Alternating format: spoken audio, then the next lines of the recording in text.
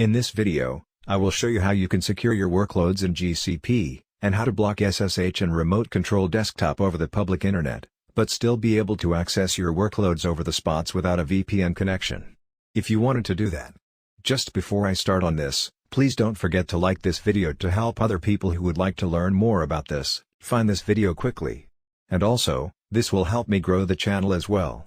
So if you want to connect to your workloads on GCP, using SSH, or remote control desktop, but at the same time, you don't want to expose these to the public internet, then in general, you will need to use VPN to achieve this. But then what if you don't have, or if you don't want to use VPN to do this as well, if you don't have a public IP, for example, or if you don't meet the requirements to set up a cloud VPN or interconnect connection, or if you just don't want to invest in virtual network appliance to do a basic VPN connection, if I can say this, in this case, basically, you will need IP or Identity-Aware Proxy as a GCP service that allows you to use identity and context together to determine if a user should be allowed to access to a specific service or endpoint in GCP, or not. What I'm going to show you here is the most basic form of this, basically using only the user identity as a way of validation and access grant. But I have worked on some other cases with some customers that involve validating the user's device and the version of their browser, or OS, or the compliance of the, let's say, health status, and so on. So it's not just about validating a username and validating the password. It's much more than this. So with IAP, you can basically control the access to your cloud-based and on-prem applications and VMs running on Google Cloud. You can verify the user identity and use context to determine if a user should be granted access. And also you can work from an untrusted network without the use of VPN. Finally, which is the most important thing, in my opinion, implement a zero-trust access model.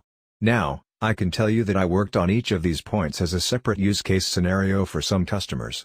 And it is something really interesting. And when you integrate your own applications, and you integrate your own workflows with this, it even becomes more interesting. And in the description of this video, I'm going to link a video from Google Next 2019 that talks about the use case for Airbnb, how they employ the IAP and Context Access Manager to secure their environment and their network. And in the future, as well, I'm going to be expanding on this topic of IAP and Zero Trust with more scenarios and use cases as well. So why should you consider this over an remote control desktop through VPN, or just remote control desktop on a non-default port? Well, first of all, whatever the port in this is a workaround that you can do. If you want to enable remote control desktop over the internet, basically, you can change the port of remote control desktop to some other thing other than 3389. But then whatever the port that you will end up using for your remote control desktop service, at the end, it will end up being discovered. And then attacks will start to float on that protocol. Again, the public service providers are constantly being targeted with these port scanning attacks and multiple other attacks as well.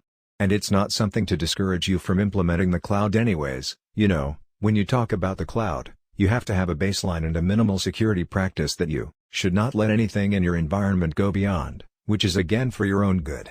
I mean, if you have to up your game in terms of security so that you can adopt the cloud, then why not? I mean, it's more benefit, and, again, back to that remote control desktop point, looking at the history of the remote control desktop-based attacks, these are not something that you should ignore or take lightly. I mean, we're gonna look at the workarounds. Sure, you can do a lot of stuff to mitigate or reduce the attack surface. But then what if you can just